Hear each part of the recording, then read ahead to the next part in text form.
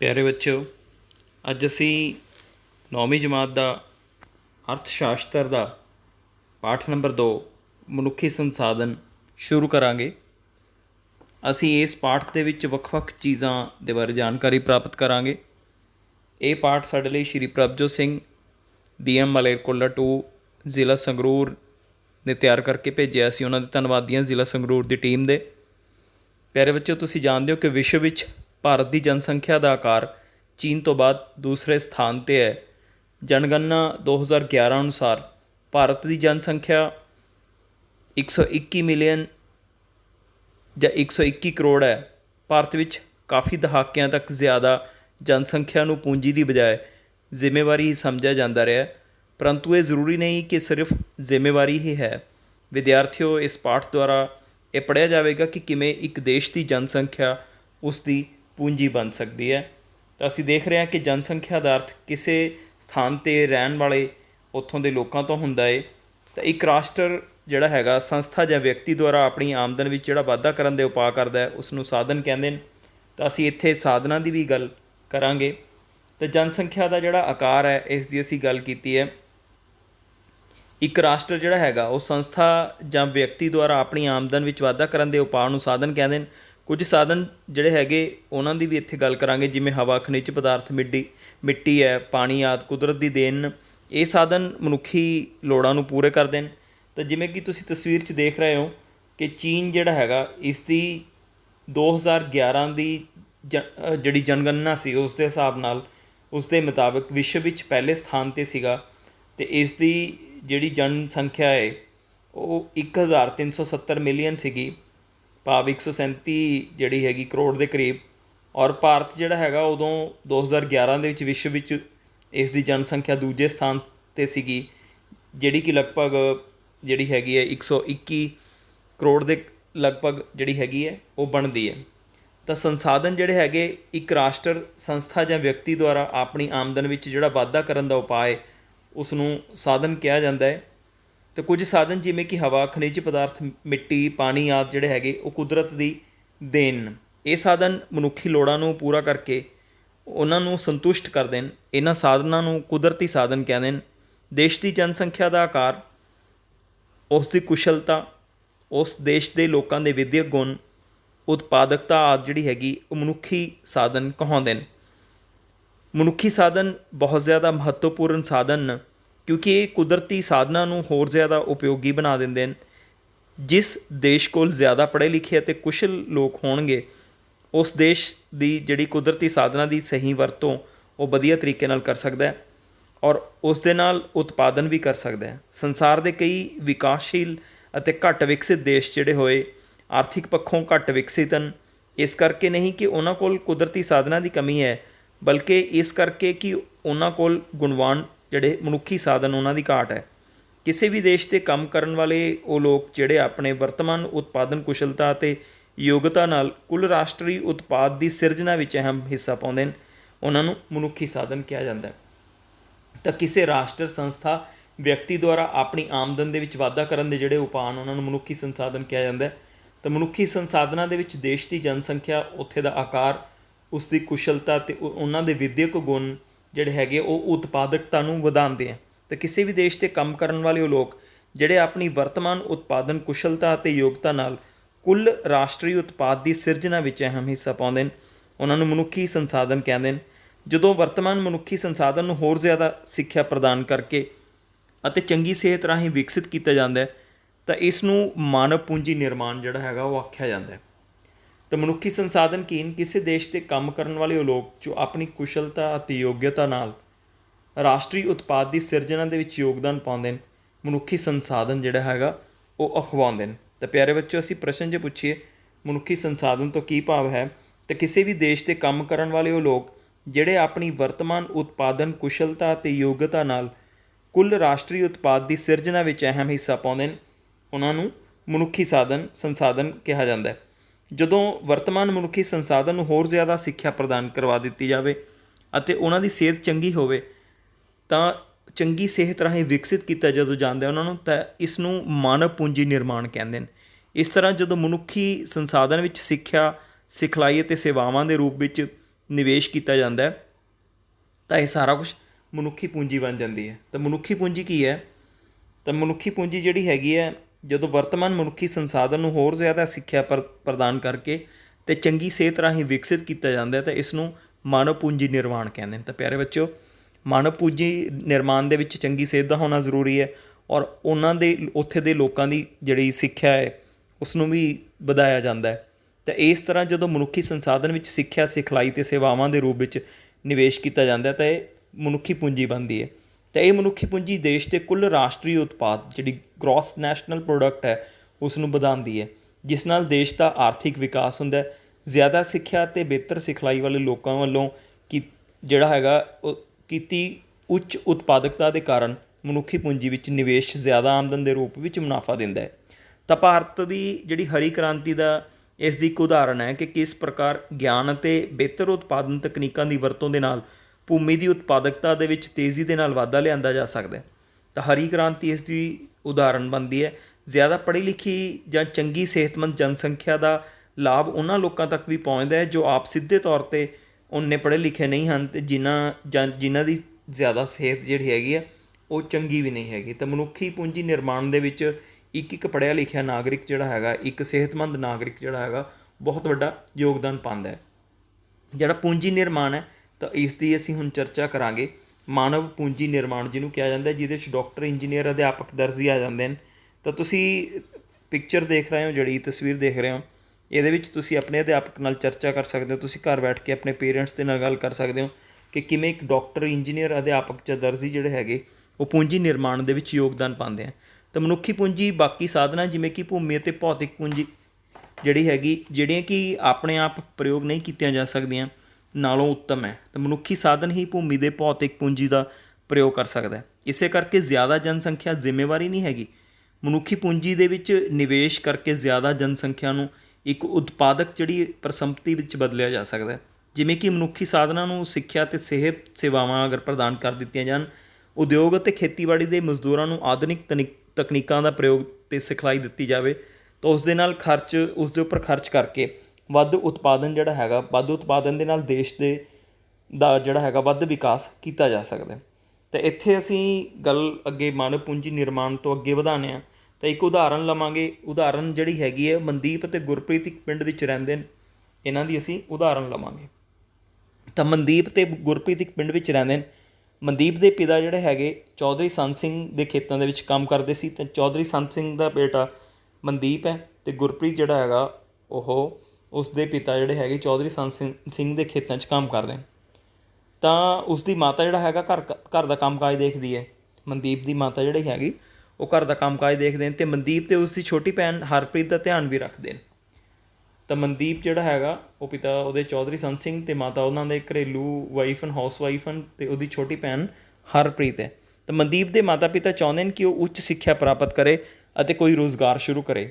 ਤਾਂ ਉਹਨਾਂ ਨੇ ਉਸ ਨੂੰ ਪਿੰਡ ਦੇ ਸਕੂਲ ਵਿੱਚ ਦਾਖਲ ਕਰਵਾ ਦਿੱਤਾ। ਹੁਸ਼ਿਆਰ ਹੋਣ ਕਰਕੇ ਮਨਦੀਪ ਨੇ ਜਿਹੜੀ ਹੈਗੀ ਸੀਨੀਅਰ ਸੈਕੰਡਰੀ ਸਿੱਖਿਆ ਚੰਗੇ ਅੰਕਾਂ ਨਾਲ ਪਾਸ ਕਰ ਲਈ ਹੈ ਅਤੇ ਉਸਨੇ ਆਪਣੀ ਭੈਣ ਨੂੰ ਵੀ ਸਕੂਲ ਵਿੱਚ ਦਾਖਲ ਕਰਵਾਇਆ। ਮਨਦੀਪ ਦੇ ਘਰ ਦੀ ਆਰਥਿਕ ਹਾਲਤ ਜਿਹੜੀ ਹੈਗੀ ਚੰਗੀ ਨਾ ਹੋਣ ਕਰਕੇ ਉਸਦੇ ਪਿਤਾ ਨੇ ਉਸ ਨੂੰ 1 ਸਾਲ ਦਾ ਕਿੱਤਾ ਮੁਖੀ ਕੰਪਿਊਟਰ ਕੋਰਸ ਕਰਵਾਉਣ ਲਈ ਕਰਜ਼ਾ ਵੀ ਲਿਆ। ਤਾਂ ਕੋਰਸ ਖਤਮ ਕਰਨ ਤੋਂ ਬਾਅਦ ਮਨਦੀਪ ਨੂੰ ਇੱਕ ਨਿੱਜੀ ਕੰਪਨੀ ਦੇ ਵਿੱਚ ਚੰਗੀ ਜਿਹੜੀ ਹੈਗੀ ਹੈ ਉਹ ਨੌਕਰੀ ਵੀ ਮਿਲ ਗਈ ਹੈ। ਤਾਂ ਉਹ ਨੌਕਰੀ ਕਰਦਾ ਹੈ ਤਾਂ ਉਸਨੇ ਆਪਣੀ ਤਨਖਾਹ ਵਿੱਚੋਂ ਪਿਤਾ ਦੁਆਰਾ ਜਿਹੜੀ ਆਪਣੀ ਪੜ੍ਹਾਈ ਲਈ ਲਿਆ ਗਿਆ ਕਰਜ਼ਾ ਸੀਗਾ ਉਹ ਵੀ ਵਾਪਸ ਕਰਤਾ।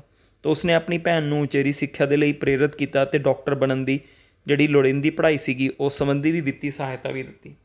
ਤਾਂ ਪਿਆਰੇ ਬੱਚਿਓ, ਅਸੀਂ ਇੱਕ ਸਟੋਰੀ ਸ਼ੁਰੂ ਕੀਤੀ ਹੈ, ਇੱਕ ਕਹਾਣੀ ਦੀ ਉਦਾਹਰਣ ਲੈਂਦੇ ਹਾਂ ਮਨਦੀਪ ਅਤੇ ਗੁਰਪ੍ਰੀਤ ਦੀ। ਮਨਦੀਪ ਜਿਹੜਾ ਹੈਗਾ ਉਸਦਾ ਪਰਿਵਾਰ ਉਹਦਾ ਖਾਸ ਖਿਆਲ ਰੱਖਦਾ ਹੈ। ਉਸਦੇ ਪਿਤਾ ਚੌਧਰੀ ਸੰਤ ਸਿੰਘ ਅਤੇ ਮਾਤਾ ਘਰੇਲੂ ਵਾਈਫ ਹੈ ਅਤੇ ਉਸਦੀ ਛੋਟੀ ਭੈਣ ਹਰਪ੍ਰੀਤ ਹੈ। ਤਾਂ ਉਸਦੇ ਪਿਤਾ ਨੇ ਉਸ ਨੂੰ ਸੀਨੀਅਰ ਸੈਕੰਡਰੀ ਸਕੂਲ ਤੱਕ 12 ਜਮਾਤਾਂ ਪੜ੍ਹਾ ਕੇ ਤਾਂ ਉਸ ਨੂੰ 1 ਸਾਲ ਦਾ ਕਿੱਤਾ ਮੁਖੀ ਕੰਪਿਊਟਰ ਕੋਰਸ ਕਰਵਾਇਆ। ਹਾਲਾਂਕਿ ਉਹਨਾਂ ਕੋਲ ਇੰਨੇ ਪੈਸੇ ਨਹੀਂ ਸੀਗੇ ਕਿ ਕੰਪਿਊਟਰ ਕੋਰਸ ਕਰਵਾ ਸਕਦੇ, ਤਾਂ ਉਸ ਦੇ ਲਈ ਉਹਨਾਂ ਨੇ ਕਰਜ਼ਾ ਲਿਆ। ਤਾਂ ਕਰਜ਼ ਲੈਣ ਤੋਂ ਬਾਅਦ ਮਨਦੀਪ ਨੇ ਕਿੱਤਾ ਮੁਖੀ ਕੋਰਸ ਕੀਤਾ ਔਰ ਉਸ ਨੂੰ ਇੱਕ ਨਿੱਜੀ ਕੰਪਨੀ ਦੇ ਵਿੱਚ ਨੌਕਰੀ ਮਿਲੀ। ਉਹ ਨੌਕਰੀ ਦੇ ਨਾਲ ਨਾਲ ਉਸਨੇ ਆਪਣਾ ਕਰਜ਼ ਉਤਾਰਿਆ ਔਰ ਕਿੱਤਾ ਮੁਖੀ ਕੰਪਿਊਟਰ ਕੋਰਸ ਕਰਵਾਉਣ ਦੇ ਲਈ ਜਿਹੜਾ ਕਰਜ਼ਾ ਲਿਆ ਸੀਗਾ ਤਾਂ ਕੋਰਸ ਖਤਮ ਕਰਨ ਤੋਂ ਬਾਅਦ ਮਨਦੀਪ ਨੂੰ ਨਿੱਜੀ ਕੰਪਨੀ ਵਿੱਚ ਨੌਕਰੀ ਮਿਲੀ ਅਤੇ ਉਸਨੇ ਆਪਣੀ ਤਨਖਾਹ ਵਿੱਚੋਂ ਪਿਤਾ ਦੁਆਰਾ ਆਪਣੀ ਪੜ੍ਹਾਈ ਲਈ ਲਿਆ ਗਿਆ ਕਰਜ਼ਾ ਵੀ ਵਾਪਸ ਕੀਤਾ ਅਤੇ ਉਸਨੇ ਆਪਣੀ ਭੈਣ ਨੂੰ ਉਚੇਰੀ ਸਿੱਖਿਆ ਦੇ ਲਈ ਪ੍ਰੇਰਿਤ ਕੀਤਾ ਅਤੇ ਡਾਕਟਰ ਬਣਨ ਦੀ ਜਿਹੜੀ ਲੋੜੀਂਦੀ ਪੜ੍ਹਾਈ ਸੀਗੀ ਉਸ ਦੇ ਸੰਬੰਧੀ ਵੀ ਵਿੱਤੀ ਸਹਾਇਤਾ ਉਸ ਨੂੰ ਦਿੱਤੀ। ਤਾਂ ਅੱਗੇ ਅਸੀਂ ਗੱਲ ਕਰਦੇ ਹਾਂ ਗੁਰਪ੍ਰੀਤ ਦੀ। ਗੁਰਪ੍ਰੀਤ ਦੇ ਪਿਤਾ ਵੀ ਇੱਕ ਖੇਤ ਮਜ਼ਦੂਰ ਨੇ, ਪਰ ਜਦੋਂ ਗੁਰਪ੍ਰੀਤ 4 ਸਾਲ ਦਾ ਸੀਗਾ ਤਾਂ ਉਸ ਦੇ ਪਿਤਾ ਜਿਹੜੇ ਹੈਗੇ ਆ ਉਹਨਾਂ ਦੀ ਮੌਤ ਹੋ ਗਈ, ਉਹਦੇ ਪਿਤਾ ਗੁਜ਼ਰ ਗਏ। ਤਾਂ ਪਿਤਾ ਦੀ ਮੌਤ ਤੋਂ ਬਾਅਦ ਘਰ ਦਾ ਗੁਜ਼ਾਰਾ ਚਲਾਉਣ ਦੇ ਲਈ ਉਸ ਦੇ ਮਾਤਾ ਨੇ ਖੇਤਾਂ ਵਿੱਚ ਕੰਮ ਕਰਨਾ ਸ਼ੁਰੂ ਕੀਤਾ। ਅਤੇ ਗੁਰਪ੍ਰੀਤ ਆਪਣੇ ਘਰ ਦੇ ਕੰਮ ਅਤੇ ਆਪਣੇ ਛੋਟੇ ਭੈਣ ਭਰਾ ਜੀਤੂ ਦੀ ਦੇਖ ਰੇਖ ਲਈ ਆਪਣੀ ਮਾਤਾ ਦੀ ਸਹਾਇਤਾ ਕਰਦਾ ਹੈ। ਅਜਿਹੇ ਹਾਲਾਤ ਅਤੇ ਗਰੀਬ ਹੋਣ ਕਰਕੇ ਉਹ ਕਦੇ ਵੀ ਸਕੂਲ ਨਹੀਂ ਜਾ ਸਕਿਆ। ਪੌਸ਼ਟਿਕ ਭੋਜਨ ਘੱਟ ਮਿਲਣ ਕਾਰਨ ਉਸ ਦੀ ਸਿਹਤ ਵੀ ਤੰਦਰੁਸਤ ਨਹੀਂ ਰਹਿੰਦੀ ਅਤੇ ਉਸ ਦੀ ਮਾਤਾ ਵੀ ਬਿਮਾਰ ਰਹਿੰਦੇ ਹੈ ਅਤੇ ਪਰਿਵਾਰ ਵਿੱਚ ਉਹਨਾਂ ਦੀ ਦੇਖਭਾਲ ਕਰਨ ਵਾਲਾ ਵੀ ਸਹਾਇਤਾ ਕਰਨ ਵਾਲਾ ਹੋਰ ਕੋਈ ਨਹੀਂ ਹੈਗਾ। ਡਾਕਟਰੀ ਸਹਾਇਤਾ ਦੀ ਕਮੀ ਕਰਕੇ ਉਸ ਦੇ ਮਾਤਾ ਦੀ ਵੀ ਮੌਤ ਹੋਈ, ਜਿਸ ਕਰਕੇ ਜਿਹੜਾ ਸੀ ਗੁਰਪ੍ਰੀਤ ਉਸ ਨੂੰ ਆਪਣੀ ਜੈਵਿਕਾ ਕਮਾਉਣ ਦੇ ਲਈ ਖੁਦ ਨੂੰ ਖੇਤਾਂ ਦੇ ਵਿੱਚ ਕੰਮ ਕਰਨ 'ਤੇ ਮਜਬੂਰ ਕਰਨਾ ਪਿਆ। ਤਾਂ ਗੁਰਪ੍ਰੀਤ ਕੁਪੋਸ਼ਿਤ ਰਿਹਾ ਕਿਉਂਕਿ ਉਸ ਨੂੰ ਪੌਸ਼ਟਿਕ ਭੋਜਨ ਨਹੀਂ ਮਿਲਦਾ ਸੀ, ਉਸ ਦੀ ਦੇਖਭਾਲ ਨਹੀਂ ਹੁੰਦੀ ਸੀ ਅਤੇ ਉਸ ਦੇ ਮਾਤਾ ਜੀ ਵੀ ਬਿਮਾਰ ਰਹਿੰਦੇ ਸੀਗੇ, ਉਹਨਾਂ ਦੀ ਦੇਖ ਰੇਖ ਕਰਨ ਵਾਲਾ ਕੋਈ ਨਹੀਂ ਸੀ।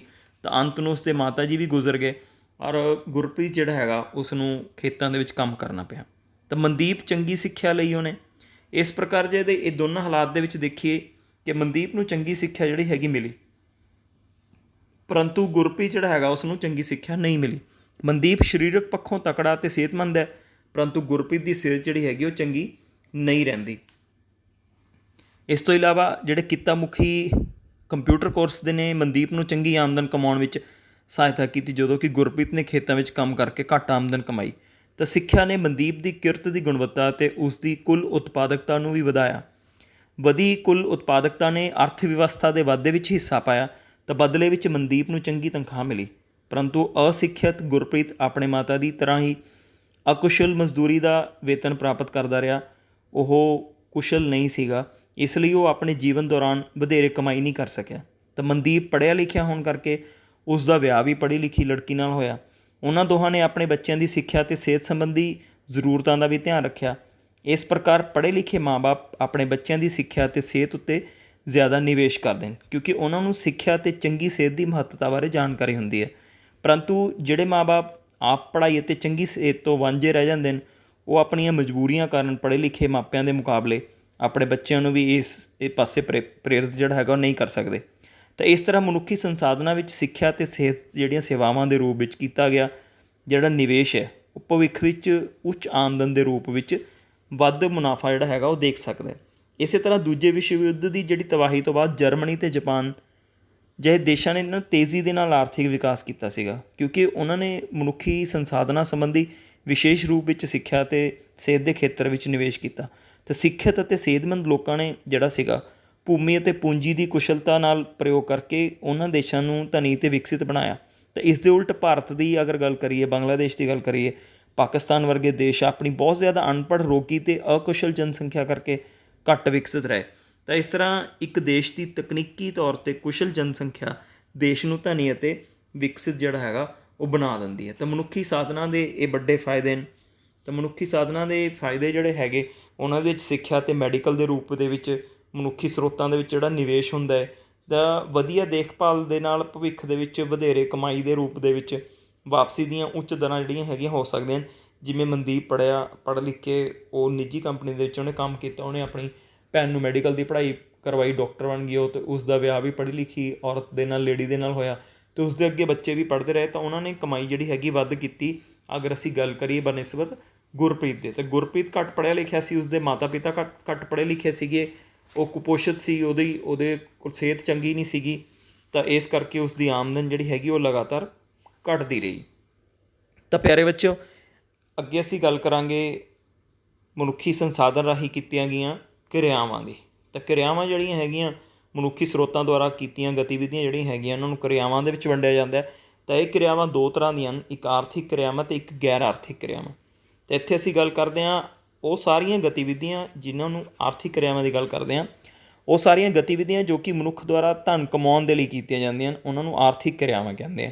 ਮਨਦੀਪ ਅਤੇ ਗੁਰਪ੍ਰੀਤ ਦੇ ਜੀਵਨ ਦੀਆਂ ਜਿਹੜੀਆਂ ਸਥਿਤੀਆਂ ਦੇ ਵਿੱਚ ਅਸੀਂ ਆਰਥਿਕ ਕਿਰਿਆਵਾਂ ਦੀਆਂ ਬਹੁਤ ਸਾਰੀਆਂ ਉਦਾਹਰਨਾਂ ਦੇਖੀਆਂ ਹਨ, ਜਿਵੇਂ ਕਿ ਗੁਰਪ੍ਰੀਤ ਦਾ ਖੇਤਾਂ ਵਿੱਚ ਕੰਮ ਕਰਨਾ, ਮਨਦੀਪ ਦੁਆਰਾ ਨਿੱਜੀ ਕੰਪਨੀ ਦੇ ਵਿੱਚ ਨੌਕਰੀ ਕਰਨਾ, ਇੱਕ ਅਧਿਆਪਕ ਵੱਲੋਂ ਸਕੂਲ ਵਿੱਚ ਪੜ੍ਹਾਉਣਾ ਆਦਿ ਜਿਹੜੀਆਂ ਹੈਗੀਆਂ ਇਹ ਆਰਥਿਕ ਕਿਰਿਆਵਾਂ। ਇਸ ਤਰੀਕੇ ਨਾਲ ਮਨੁੱਖ ਦੁਆਰਾ ਬਹੁਤ ਸਾਰੀਆਂ ਆਰਥਿਕ ਕਿਰਿਆਵਾਂ ਕੀਤੀਆਂ ਜਾਂਦੀਆਂ ਹਨ ਜਿਹੜੀਆਂ ਰਾਸ਼ਟਰੀ ਆਮਦਨ ਦੇ ਵਿੱਚ ਵਾਧਾ ਕਰਦੀਆਂ ਹਨ।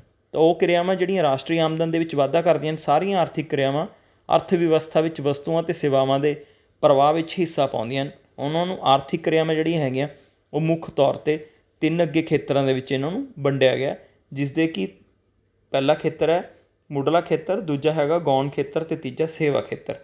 ਤਾਂ ਆਰਥਿਕ ਕਿਰਿਆਵਾਂ ਜਿਹੜੀਆਂ ਹੈਗੀਆਂ ਜਿਸ ਖੇਤਰ ਵਿੱਚ ਕੁਦਰਤੀ ਸਾਧਨਾਂ ਦੀ ਵਰਤੋਂ ਕਰਕੇ ਉਤਪਾਦਨ ਕੀਤਾ ਜਾਂਦਾ ਉਸ ਨੂੰ ਮੁੱਢਲਾ ਖੇਤਰ ਕਹਿੰਦੇ ਨੇ।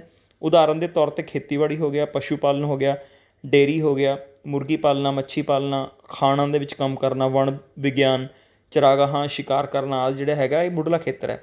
ਇਸ ਤੋਂ ਬਾਅਦ ਦੂਜੇ ਨੰਬਰ 'ਤੇ ਆਉਂਦਾ ਗੌਣ ਖੇਤਰ। ਅਤੇ ਇਸ ਖੇਤਰ ਦੇ ਵਿੱਚ ਉਹ ਕਿਰਿਆਵਾਂ ਆਉਂਦੀਆਂ ਜਿਹੜੀਆਂ ਪ੍ਰਾਇਮਰੀ ਖੇਤਰ ਦੇ ਉਤਪਾਦਨ ਨੂੰ ਕੱਚੇ ਮਾਲ ਦੀ ਤਰ੍ਹਾਂ ਪ੍ਰਯੋਗ ਕਰਕੇ ਅੰਤਿਮ ਵਸਤੂਆਂ ਦਾ ਉਤਪਾਦਨ ਕਰਦੀਆਂ ਹਨ, ਜਿਵੇਂ ਕਿ ਗੰਨੇ ਤੋਂ ਗੁੜ ਬਣਾਉਣਾ, ਕਪਾਹ ਤੋਂ ਕੱਪੜਾ ਬਣਾਉਣਾ। ਅਤੇ ਅਗਲੀਆਂ ਜਿਹੜੀਆਂ ਹੈਗੀਆਂ ਤੀਜੇ ਜਿਹੜੇ ਖੇਤਰ ਦੇ ਵਿੱਚ ਆਉਂਦੀਆਂ ਹਨ ਉਹ ਹੈਗੀਆਂ ਸੇਵਾ ਖੇਤਰ ਆਉਂਦਾ।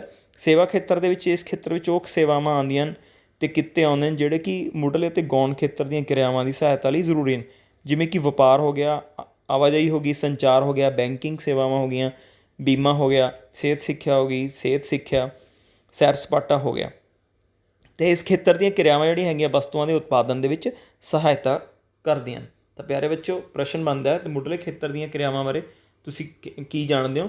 ਤਾਂ ਉਹ ਸੈਕਟਰ ਹੁੰਦਾ ਜਿਹੜਾ ਕਿ ਕੁਦਰਤੀ ਸਰੋਤਾਂ ਦੀ ਵਰਤੋਂ ਕਰਕੇ ਚੀਜ਼ਾਂ ਦਾ ਉਤਪਾਦਨ ਕਰਦਾ ਹੈ। ਉਦਾਹਰਨ ਵਜੋਂ ਖੇਤੀਬਾੜੀ, ਜਾਨਵਰ ਪਾਲਣਾ, ਡੈਰੀ ਪਾਲਣਾ, ਮੁਰਗੀਆਂ ਪਾਲਣਾ, ਪੋਲਟਰੀ ਫਾਰਮਿੰਗ ਹੋ ਗਿਆ, ਮੱਛੀਆਂ ਫੜਨਾ, ਮਾਈਨਿੰਗ ਹੋ ਗਈ, ਵਨ ਵਿਭਾਗ ਹੋ ਗਿਆ, ਚਰਾਗਾਹਾਂ ਦੇ ਵਿੱਚ ਜਾਨਵਰਾਂ ਨੂੰ ਚਰਾਉਣਾ ਅਤੇ ਸ਼ਿਕਾਰ ਖੇਡਣਾ ਆਦਿ। ਤਾਂ ਇਹ ਜਿਹੜੀਆਂ ਹੈਗੀਆਂ ਇਹ ਮੁੱਢਲੇ ਖੇਤਰ ਦੀਆਂ ਕਿਰਿਆਵਾਂ, ਜਿਸ ਖੇਤਰ ਵਿੱਚ ਕੁਦਰਤੀ ਸਾਧਨਾਂ ਦੀ ਵਰਤੋਂ ਕਰਕੇ ਉਤਪਾਦਨ ਕੀਤਾ ਜਾਂਦਾ ਹੈ ਉਸ ਨੂੰ ਮੁੱਢਲਾ ਖੇਤਰ ਕਹਿੰਦੇ ਨੇ। ਤਾਂ ਉਦਾਹਰਨ ਦੀ ਜਿਹੜੀ ਅਸੀਂ ਦਿੱਤੀ ਆ ਉਹ ਖੇਤੀਬਾੜੀ, ਪਸ਼ੂ ਪਾਲਣਾ, ਡੈਰੀ, ਮੁਰਗੀ ਪਾਲਣਾ, ਮੱਛੀ ਪਾਲਣਾ, ਖਾਣਾਂ ਵਿੱਚ ਕੰਮ ਕਰਨਾ, ਵਣ ਵਿਗਿਆਨ, ਚਰਾਗਾਹਾਂ 'ਤੇ ਸ਼ਿਕਾਰ ਕਰਨਾ। ਅਗਲਾ ਮੁੱਢਲੇ ਖੇਤਰ ਉਦਾਹਰਨ ਹੋ ਗਈ। ਅਤੇ ਅਗਲਾ ਆ ਗਿਆ ਗੌਣ ਖੇਤਰ। ਤਾਂ ਗੌਣ ਖੇਤਰ ਦੇ ਇਸ ਖੇਤਰ ਵਿੱਚ ਉਹ ਕਿਰਿਆਵਾਂ ਆਉਂਦੀਆਂ ਜਿਹੜੀਆਂ ਪ੍ਰਾਇਮਰੀ ਖੇਤਰ ਦੇ ਉਤਪਾਦਨ ਨੂੰ ਕੱਚੇ ਮਾਲ ਦੇ ਤੌਰ 'ਤੇ ਪ੍ਰਯੋਗ ਕਰਕੇ ਅੰਤਿਮ ਵਸਤੂਆਂ ਦਾ ਉਤਪਾਦਨ ਕਰਦੀਆਂ ਹਨ, ਜਿਵੇਂ ਕਿ ਗੰਨੇ ਤੋਂ ਗੁੜ ਬਣਾਉਣਾ ਹੋ ਗਿਆ, ਕਪਾਹ ਤੋਂ ਕੱਪੜਾ ਬਣਾਉਣਾ ਆਦਿ। ਅੱਗੇ ਸੇਵਾ ਖੇਤਰ ਆ ਗਿਆ। ਤਾਂ ਸੇਵਾ ਖੇਤਰ ਦੇ ਵਿੱਚ ਇਸ ਸੈਕਟਰ ਵਿੱਚ ਸਾਰੀਆਂ ਸੇਵਾਵਾਂ ਅਤੇ ਪੇਸ਼ੇ ਸ਼ਾਮਲ ਹੁੰਦੇ ਹਨ ਜਿਹੜੀਆਂ ਕਿ ਮੁੱਢਲੇ ਖੇਤਰ ਅਤੇ ਗੌਣ ਖੇਤਰ ਦੀਆਂ ਗਤੀਵਿਧੀਆਂ ਦੇ ਸਮਰਥਨ ਲਈ ਲੋੜੀਂਦੀਆਂ ਹਨ। ਅਤੇ ਇਸ ਖੇਤਰ ਵਿੱਚ ਉਹ ਸੇਵਾਵਾਂ ਅਤੇ ਕਿੱਤੇ ਆਉਂਦੇ ਹਨ ਜਿਹੜੇ ਕਿ ਮੁੱਢਲੇ ਅਤੇ ਗੌਣ ਖੇਤਰ ਦੀਆਂ ਕਿਰਿਆਵਾਂ ਦੀ ਸਹਾਇਤਾ ਲਈ ਜ਼ਰੂਰੀ ਹਨ, ਜਿਵੇਂ ਕਿ ਵਪਾਰ ਹੋ ਗਿਆ, ਆਵਾਜਾਈ ਹੋ ਗਈ, ਸੰਚਾਰ ਹੋ ਗਿਆ, ਬੈਂਕਿੰਗ ਹੋ ਗਿਆ, ਬੀਮਾ, ਸਿਹਤ ਸਿੱਖਿਆ, ਸੈਰ ਸਪਾਟਾ। ਇਸ ਖੇਤਰ ਦੀਆਂ ਕਿਰਿਆਵਾਂ ਵਸਤੂਆਂ ਦੇ ਉਤਪਾਦਨ ਦੇ ਵਿੱਚ ਸਹਾਇਤਾ ਕਰਦੀਆਂ ਹਨ। ਤਾਂ ਅੱਗੇ ਅਸੀਂ ਗੱਲ ਕਰਾਂਗੇ ਗੈਰ ਜਿਹੜੀਆਂ ਹੈਗੀਆਂ ਆਰਥਿਕ ਕਿਰਿਆਵਾਂ ਦੀ। ਗੈਰ ਆਰਥਿਕ ਕਿਰਿਆਵਾਂ ਦੇ ਵਿੱਚ ਉਹ ਕਿਰਿਆਵਾਂ ਜਿਨ੍ਹਾਂ ਦੇ ਕਰਨ ਨਾਲ ਆਮਦਨ ਪ੍ਰਾਪਤ ਨਹੀਂ ਹੁੰਦੀ, ਗੈਰ ਆਰਥਿਕ ਕਿਰਿਆਵਾਂ ਅਖਵਾਉਂਦੀਆਂ ਹਨ। ਉਹ ਕਿਰਿਆਵਾਂ ਜਿਨ੍ਹਾਂ ਦੇ ਕਰਨ ਨਾਲ ਆਮਦਨ ਪ੍ਰਾਪਤ ਨਹੀਂ ਹੁੰਦੀ, ਉਹ ਕਿਰਿਆਵਾਂ ਜਿਹੜੀਆਂ ਹੈਗੀਆਂ ਗੈਰ ਆਰਥਿਕ ਕਿਰਿਆਵਾਂ ਕਹਾਉਂਦੀਆਂ ਹਨ। ਇਹ ਕਿਰਿਆਵਾਂ ਅਰਥ ਵਿਵਸਥਾ ਦੇ ਵਿੱਚ ਵਸਤੂਆਂ ਅਤੇ ਸੇਵਾਵਾਂ ਦੇ ਪ੍ਰਵਾਹ ਵਿੱਚ ਹਿੱਸਾ ਨਹੀਂ ਪਾਉਂਦੀਆਂ, ਜਿਵੇਂ ਅਧਿਆਪਕ ਵੱਲੋਂ ਆਪਣੇ ਬੱਚੇ ਨੂੰ ਘਰ ਵਿੱਚ ਪੜ੍ਹਾਉਣਾ, ਗ੍ਰਹਿਣੀ ਵੱਲੋਂ ਆਪਣੇ ਕੱਪੜੇ ਆਪ ਸਿਉਣੇ, ਔਰਤਾਂ ਵੱਲੋਂ ਆਪਣੇ ਘਰ ਦਾ ਕੰਮ ਕਰਨਾ ਆਦਿ ਜਿਹੜੀਆਂ ਹੈਗੀਆਂ ਇਹ ਗੈਰ ਜਿਹੜੀਆਂ ਹੈਗੀਆਂ ਆਰਥਿਕ ਕਿਰਿਆਵਾਂ। ਅਤੇ ਪੁਰਾਣੇ ਸਮੇਂ ਵਿੱਚ ਪਰਿਵਾਰ ਵਿੱਚ ਪੁਰਸ਼ਾਂ ਦੀ ਅਤੇ ਔਰਤਾਂ ਦੇ ਵਿੱਚ ਕਿਰਤ ਦੀ ਵੰਡ ਹੁੰਦੀ ਸੀ। ਔਰਤਾਂ ਘਰ ਦਾ ਕੰਮ ਕਰਦੀਆਂ ਸਨ ਅਤੇ ਪੁਰਸ਼ ਖੇਤਾਂ ਦੇ ਵਿੱਚ ਕੰਮ ਕਰਦੇ ਸੀ। ਅਤੇ ਇਸੇ ਤਰ੍ਹਾਂ ਮਨਦੀਪ ਦੀ ਮਾਂ ਜਿਹੜੀ ਹੈਗੀ ਉਹ ਘਰ ਰਹਿ ਕੇ ਘਰ ਦਾ ਕੰਮ ਅਤੇ ਆਪਣੇ ਬੱਚਿਆਂ ਦੀ ਦੇਖਭਾਲ ਵੀ ਕਰਦੀ ਹੈ, ਅਤੇ ਉਸਦੇ ਪਿਤਾ ਖੇਤਾਂ ਦੇ ਵਿੱਚ ਕੰਮ ਕਰਕੇ ਪਰਿਵਾਰ ਦੇ ਲਈ ਆਮਦਨ ਕਮਾਉਂਦੇ ਨੇ। ਮਨਦੀਪ ਦੀ ਮਾਂ ਨੂੰ ਘਰ ਵਿੱਚ ਪ੍ਰਦਾਨ ਕੀਤੀਆਂ ਗਈਆਂ ਸੇਵਾਵਾਂ ਦੇ ਲਈ ਕੋਈ ਭੁਗਤਾਨ ਜਿਹੜਾ ਹੈਗਾ ਉਹ ਨਹੀਂ ਕੀਤਾ ਜਾਂਦਾ। ਤਾਂ ਆਪਣੇ ਪਰਿਵਾਰ ਦੇ ਵਿੱਚ ਪ੍ਰਦਾਨ ਕੀਤੀਆਂ ਸੇਵਾਵਾਂ ਲਈ ਔਰਤਾਂ ਨੂੰ ਭੁਗਤਾਨ ਨਹੀਂ ਕੀਤਾ ਜਾਂਦਾ, ਤਾਂ ਉਹਨਾਂ ਦੇ ਕੰਮ ਰਾਸ਼ਟਰੀ ਆਮਦਨ ਵਿੱਚ ਉਹਨਾਂ ਦਾ ਕੰਮ ਨਹੀਂ ਜੋੜਿਆ ਜਾਂਦਾ, ਜੋ ਕਿ ਇੱਕ ਸਾਲ ਦੌਰਾਨ ਦੇਸ਼ ਵਿੱਚ ਉਤਪਾਦਕ ਅੰਤਿਮ ਵਸਤੂਆਂ ਅਤੇ ਸੇਵਾਵਾਂ ਦੇ ਮੁੱਲ ਦਾ ਜੋੜ ਹੈ, ਜਿਸ ਵਿੱਚ ਵਿਦੇਸ਼ਾਂ ਤੋਂ ਪ੍ਰਾਪਤ ਸ਼ੁੱਧ ਸਾਧਨ ਆਮਦਨ ਵੀ ਸ਼ਾਮਲ ਹੁੰਦੀ ਹੈ। ਤਾਂ ਇਸ ਦੀ ਤੁਲਨਾ ਵਿੱਚ ਗੁਰਪ੍ਰੀਤ ਦੀ ਮਾਂ ਦੀ ਅਗਰ ਗੱਲ ਕਰੀਏ ਤਾਂ ਗੁਰਪ੍ਰੀਤ ਦੀ ਮਾਂ ਨੂੰ ਖੇਤਾਂ ਵਿੱਚ ਕੀਤੇ ਗਏ ਉਸਦੇ ਕੰਮ ਲਈ ਭੁਗਤਾਨ ਕੀਤਾ ਜਾਂਦਾ ਹੈ। ਇਸ ਤਰ੍ਹਾਂ ਔਰਤ ਨੂੰ ਉਹਨਾਂ ਦੇ ਕੰਮ ਲਈ ਉਦੋਂ ਭੁਗਤਾਨ ਕੀਤਾ ਜਾਂਦਾ ਜਦੋਂ ਉਹ ਕਿਰਤ ਬਾਜ਼ਾਰ ਵਿੱਚ ਪ੍ਰਵੇਸ਼ ਕਰਦੀਆਂ ਹਨ। ਪੁਰਸ਼ਾਂ ਦੀ ਤਰ੍ਹਾਂ ਔਰਤਾਂ ਦੀ ਕੁਸ਼ਲਤਾ ਅਤੇ ਸਮਰੱਥਾ ਨੂੰ ਪੜ੍ਹਾਈ ਅਤੇ ਸਹੀ ਸਿਹਤ ਸਹੂਲਤਾਂ ਦੇ ਨਾਲ ਵਧਾਇਆ ਜਾ ਸਕਦਾ ਹੈ। ਤਾਂ ਇਸ ਪ੍ਰਕਾਰ ਸਿੱਖਿਆ ਅਤੇ ਕੁਸ਼ਲਤਾ ਬਾਜ਼ਾਰ ਵਿੱਚ ਵਿਅਕਤੀਗਤ ਕਮਾਈ ਦੇ ਜਿਹੜੇ ਮੁੱਖ ਨਿਰਧਾਰਕ ਹਨ ਉਹਨਾਂ ਨੂੰ ਅੱਗੇ ਵਧਾਉਂਦੀ ਹੈ।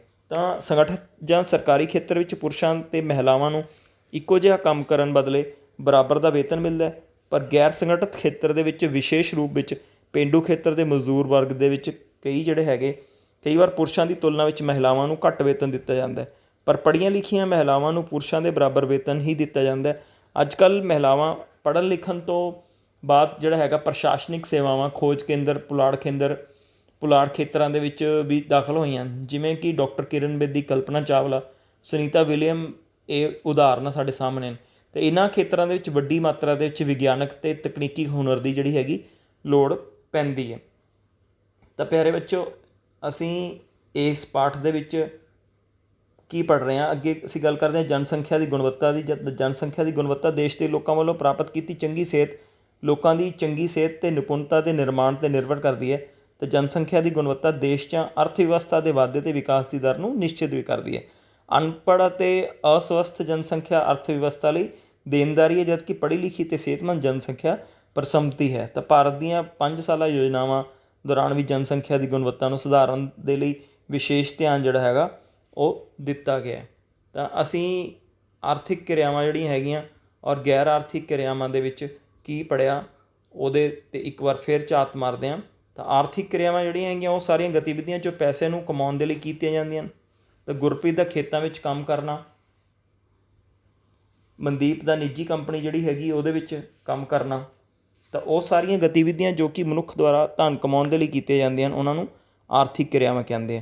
ਮਨਦੀਪ ਅਤੇ ਗੁਰਪ੍ਰੀਤ ਦੇ ਜੀਵਨ ਦੀਆਂ ਸਥਿਤੀਆਂ ਦੇ ਵਿੱਚ ਅਸੀਂ ਆਰਥਿਕ ਕਿਰਿਆਵਾਂ ਦੀਆਂ ਬਹੁਤ ਸਾਰੀਆਂ ਉਦਾਹਰਨਾਂ ਦੇਖੀਆਂ ਹਨ, ਜਿਵੇਂ ਕਿ ਗੁਰਪ੍ਰੀਤ ਦਾ ਖੇਤਾਂ ਵਿੱਚ ਕੰਮ ਕਰਨਾ, ਮਨਦੀਪ ਦੁਆਰਾ ਨਿੱਜੀ ਕੰਪਨੀ ਦੇ ਵਿੱਚ ਨੌਕਰੀ ਕਰਨਾ ਜਿਹੜਾ ਹੈਗਾ ਉਹ ਵੀ ਆਰਥਿਕ ਗਤੀਵਿਧੀ ਹੈ, ਆਰਥਿਕ ਕਿਰਿਆ ਹੈ। ਅਤੇ ਇੱਕ ਅਧਿਆਪਕ ਵੱਲੋਂ ਸਕੂਲ ਵਿੱਚ ਪੜ੍ਹਾਉਣਾ ਜਿਹੜਾ ਹੈਗਾ ਇੱਕ ਤਰੀਕੇ ਨਾਲ ਮਨੁੱਖ ਦੁਆਰਾ ਬਹੁਤ ਸਾਰੀਆਂ ਆਰਥਿਕ ਕਿਰਿਆਵਾਂ ਕੀਤੀਆਂ ਜਾਂਦੀਆਂ ਜਿਹੜੀਆਂ ਕਿ ਰਾਸ਼ਟਰੀ ਆਮਦਨ ਵਿੱਚ ਵਾਧਾ ਕਰਦੀਆਂ ਹਨ। ਅਤੇ ਸਾਰੀਆਂ ਆਰਥਿਕ ਕਿਰਿਆਵਾਂ ਅਰਥ ਵਿਵਸਥਾ ਵਿੱਚ ਵਸਤੂਆਂ ਅਤੇ ਸੇਵਾਵਾਂ ਦੀ ਪ੍ਰਵਾਹ ਦੇ ਵਿੱਚ ਹਿੱਸਾ ਪਾਉਂਦੀਆਂ ਹਨ। ਤਾਂ ਆਰਥਿਕ ਕਿਰਿਆਵਾਂ ਦੇ ਅੱਗੇ 3 ਖੇਤਰਾਂ ਦੀ ਅਸੀਂ ਗੱਲ ਕੀਤੀ ਹੈ। ਜਿਹੜੇ ਮੁੱਖ 3 ਖੇਤਰ ਹੈਗੇ ਉਸ ਦੇ ਵਿੱਚ ਮੁੱਢਲਾ ਖੇਤਰ ਹੈ।